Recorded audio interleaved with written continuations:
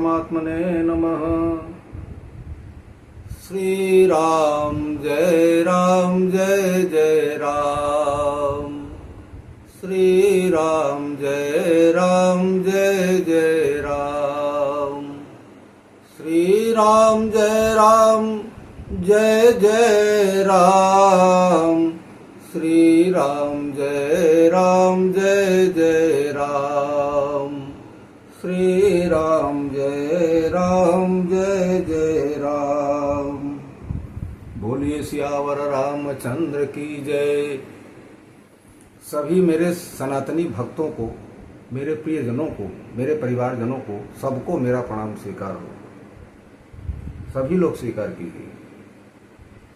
आज मैं बहुत ही एक प्रेरणादायक आध्यात्मिक कथा लेके आया हूँ आप लोगों के समक्ष। वो कथा ऐसे है कि एक राजा होते हैं जिनका नाम राजा चक्रवेण होता है। तो राजा चक्रवेण बड़े ही धर्मात्मा राजा थे।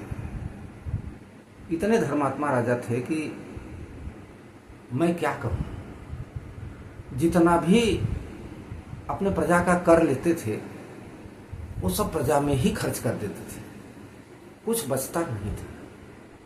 बड़े ही साधारण उनका परिवार चलता था। राजा रानी रहते थे, बहुत ही साधारण वस्त्र पहनना, साधारण सात्विक भोजन करना। बड़े ही धर्मात्मा राजा थे। जो कर का पैसा होता था सब,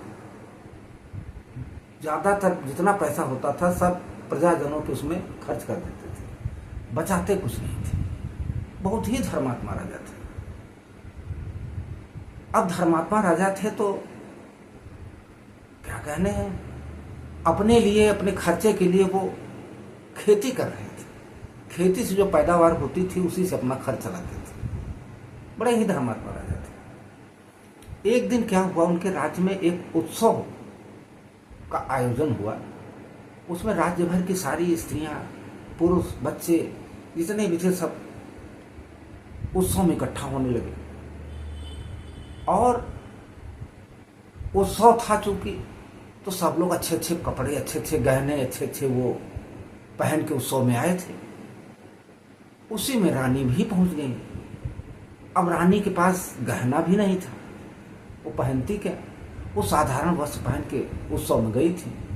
तो सारी स्त्रियां जब देखी उनको, देखने के बाद में कही कि अरे आप तो हमारी मालकिन हैं, आपको तो अच्छे कपड़े पहनना चाहिए, अच्छे गहने वहने पहनना चाहिए, आप तो हमारी मालकिन है ना। रानी के हृदय, कोमल हृदय जो था, उसको वो बातें छू गई। कुछ कह तो नहीं पाई वहां, लेकिन वो बातें जो है उनको बड़ी गहरी छू गई। उत्सव खत्म हुआ। रात को जब राजा निवास में आए रानी के पास में, तो रानी अपनी सारी व्यथा उनसे कही कि बताइए, इतना बड़ा उत्सव था, सब प्रजा लोग आए थे, सब लोग जो है अच्छे अच्छे कपड़े पहने थे, अच्छे अच्छे गहने पड़े थे, हीरे जवाहरात मोती सोना सब पहन पहन के आए थे। हमारे पास तो कुछ था ही नहीं, मैं क्या पहन के जाती। मुझको बड़ी झेप लगी, अच्छा नहीं लगा हमको, आप हमको कुछ गहना बनवा दीजिए। राजा भी बड़े सोच में पड़ गए कि बात तो सही कह रही हो, हमारे पास कुछ है नहीं, साधन खेती का है, उसी से अपना हम लोग अपना गुजर बसर कर रहे हैं, बाकी तो कुछ है नहीं। लेकिन उनका प्रताप बहुत ज्यादा था राजा का, बहुत प्रतापी राजा थे, प्रताप उनका बहुत ज्यादा था। हुआ यह कि राजा आए दरबार में। दरबार में आने के बाद में अपने एक सैनिक को बुलाए और उनसे कहा कि आप जो है जाओ, रावण के दरबार में जाओ और रावण से कहो कि राजा चक्रवेणी जो है तुमसे कर मांगा है, आपको कर देना होगा। ही जो है वो तुरंत चल दिया। अब गया, रावण के दरबार में गया और रावण के दरबार में जाने के बाद में कहा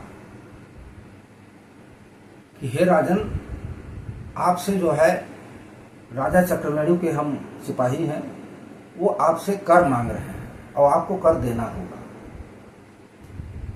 रावण सुनते ही बड़ी जोर से अट्टहास करके हंसा कि तुम पागल हो गए हो। जिसके घर में, जिसके राज्य में देवता लोग पानी भरते हों, वो कर देगा? मैं कर दूंगा? मैं तो कोई कर नहीं दूंगा। तुम जाए यहां से, तुम पागल वगल हो गए हो क्या? ऐसे कह के वो हटा दिया। उसकी राजसभा खत्म हुई, वो भी घर गया। घर गया तो रात को जो है मंदोदरी को बात बताई वो कि ऐसी ऐसी बात है, ऐसे ऐसे एक सिपाही आया था, ऐसे हमसे राजा चक्रवेणु का सिपाही था, वो हमसे जो है कर मांग रहा था। तो मंदोदरी भी बहुत ही एक तरह से ऐसी स्त्री थी कि जो कि धर्मात्मा थी, वो हर बात को समझती थी। उसने तुरंत कहा कि आपको कर दे देना चाहिए, आपने कर दिया नहीं। उसने कहा तुम पागल हो गई हो क्या? तुम मेरे प्रताप को जानती नहीं हो क्या? मेरे घर में जहां देवता पानी भरते हों और वहां मैं कर दूंगा? तुम पगले जैसी बातें करती हो। मंदोदरी भी चुप हो गई, क्या करती हो।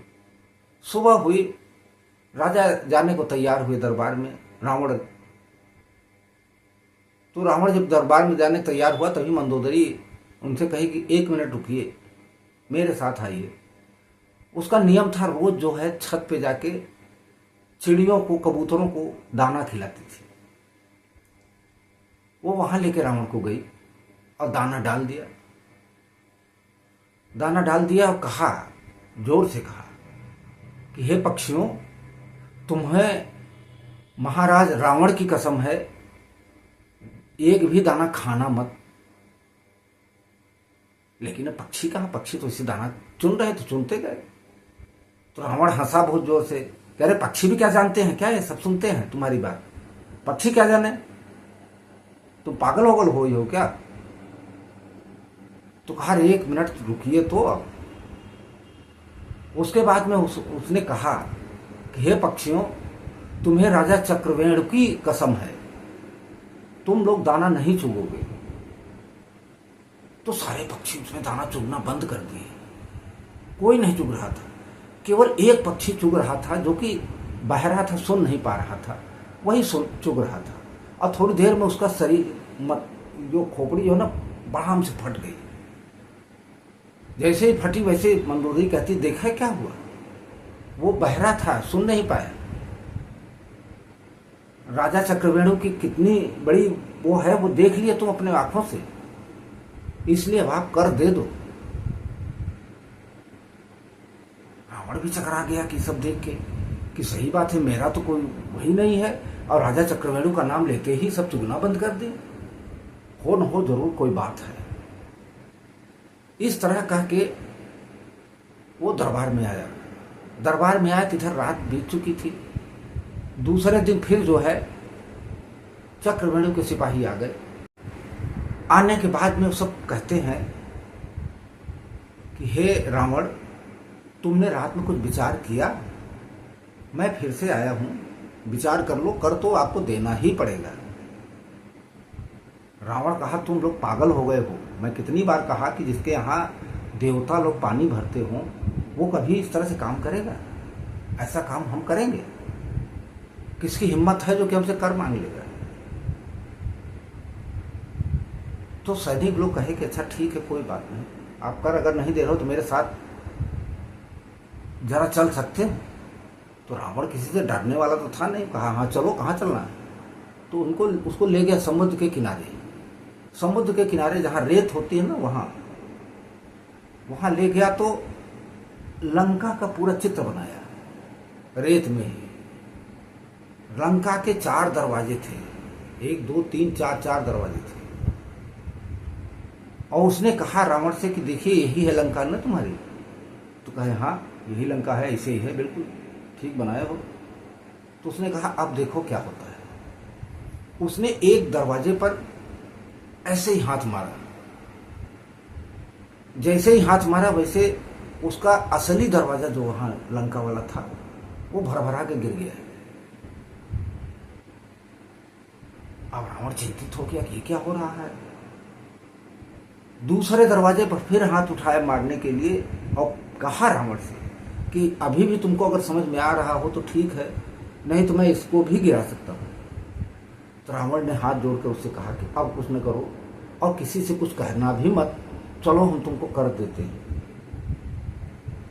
ले गया, खूब ढेर सारा सोना दिया, सोना चांदी जवाहरात हीरे मोती सब दिया कि आप ले जाओ, किसी से कहना मत ये बात। सिपाही लोग ले आए तो राजा के सामने रख दिए और बताए कि रावण ने दिया है। राजा जो है रानी के सामने ले जाकर रख दिए, ये लो अपने लिए जितना भी गहना बनवाना हो बनवा लो। रानी ने पूछा ये कहाँ से आया? राजा ने बोला कि तो रावण ने कर दिया है।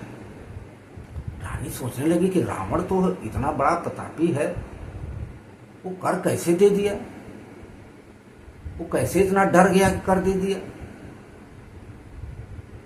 तो तुरंत रानी का दिमाग काम किया, उस सिपाहियों को तुरंत उसका वैसे ही कि वैसे वापस किए कि ले जाओ रावण को दे आओ कि तुम्हारा कर राजा को नहीं चाहिए।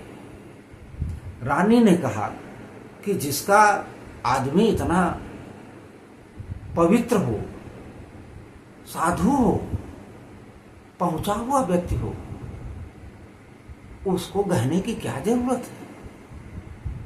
वो तुरंत वापस कर दिया।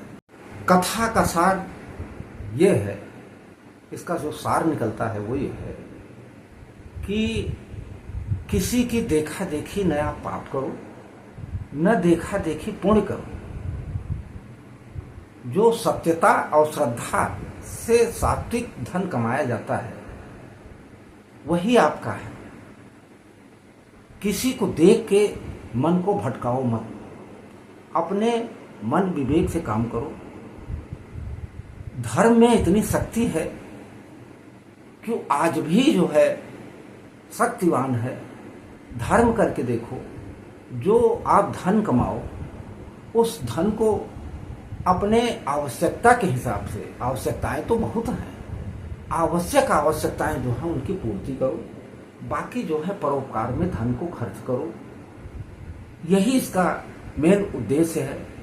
जितना ही मन को बढ़ाएंगे उतना ही मन बढ़ेगा, और जितना ही मन को रोकेंगे उतना ही रुकेगा। जितना ही आप श्रद्धावान बनेंगे, जितना ही धर्म के प्रति आप आकृष्ट होंगे, उतना ही आपका विकास होगा, उतना ही आप मोक्ष के दरवाजे पर जाएंगे। मोक्ष तो दरवाजा खुला है, नरक का भी दरवाजा खुला है। आपके ऊपर निर्भर करता है कि आप कर्म कैसे क्या करेंगे। उसी के हिसाब से आपको फल देने के लिए प्रभु अपनी पोथी लिए बैठे हैं। आप जैसा फल काम करेंगे वैसा ही फल आपको देंगे, इसमें कोई दो राय नहीं है। इसलिए परोपकार कीजिए, धर्म के तरफ आप झुकिए, धर्म का काम कीजिए। किसी तरह का मन में लोभ क्षोभ किसी तरह का मत आने दीजिए। यही इसका सार है कथे का। इस तरह मैं अब आप लोगों को अगले भाग में फिर किसी नई कथा के साथ फिर से मिलूंगा। तब तक के लिए जय श्री राम, राधे राधे। बोलिए सियावर रामचंद्र की जय, पवन सुत हनुमान की जय।